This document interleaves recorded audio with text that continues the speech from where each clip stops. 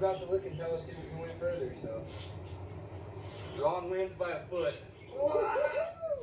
That's like, Hey, what do you think? I don't think it was quite a foot. It was probably like 6 or 9 inches.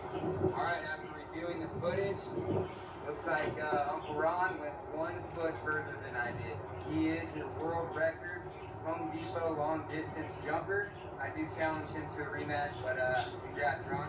I appreciate it. You know what? Hey, man, here we go. This is, I tell you what, buddy, silver ain't bad, but it doesn't taste near as good as a good gold does, you know?